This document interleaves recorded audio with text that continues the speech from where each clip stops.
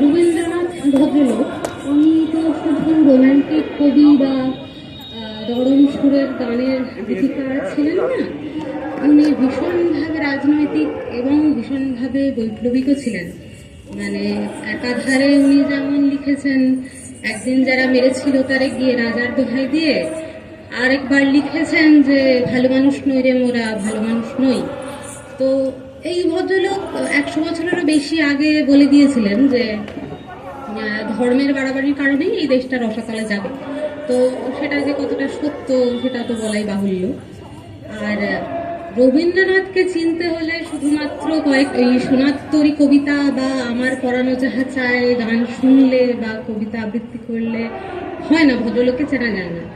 ভদ্রলোককে চিনতে গেলে ওর প্রবন্ধগুলো পড়তে হয়, কালান্তর পড়তে হয়। ভদ্রলোককে চেনা যায় রক্তকরবী নাটকে, অচলায়তন নাটকে, তাসের দেশ নাটকে অবশ্যই।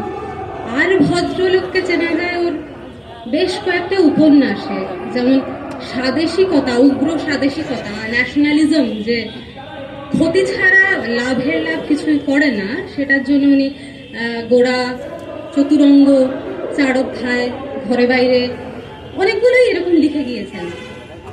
তো যাই হোক, তো ভদ্রলোককে আর কি ওই চেনা পরিচিত রোম্যান্টিক পুতু পুতু ভদ্রলোকের একটা খোলসের বাইরে বেরিয়ে আসল বৈপ্লবিক বম্বাস্টিং রবীন্দ্রনাথ হিসেবে চর্চা করলে অনেক বেশি ভালো হয় বাঙালি। তো আমি যে গানটা শোনাচ্ছি সেটা রবীন্দ্রনাথের ভাঙা গান পর্যায়ে বলে একটা আছে, সেই পর্যায়ে। ভাঙা গান পূজা বা প্রেম পর্যায়ে যে কোনো পর্যায়েতেই হতে পারে। শুরু করছি।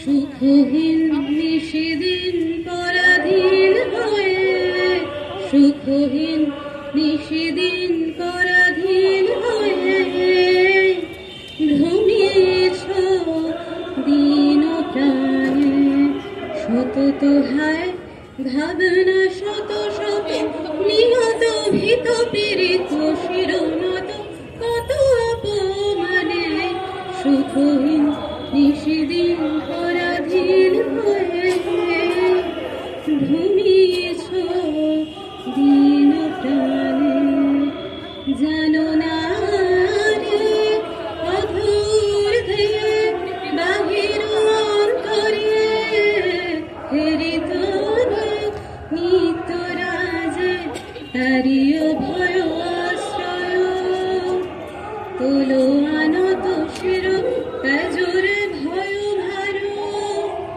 তোলো আনত শির তাজরে ভয় ভার, সতত সরল চিতে চাহ তারি প্রেম মুখ পারে, সুখহীন নিষেদিন পরাধীন হয়ে, সুখহীন নিষেদিন পরাধীন হয়ে, ঘুমিয়েছ দিন প্রাণে, শত হায় ভাবনা, শত শত নিহত ভীত পীড়িত শিরোনত কত অপমানে, সুখহীন নিষেদিন পরাধীন হয়ে, ঘুমিয়েছ দিন প্রাণে।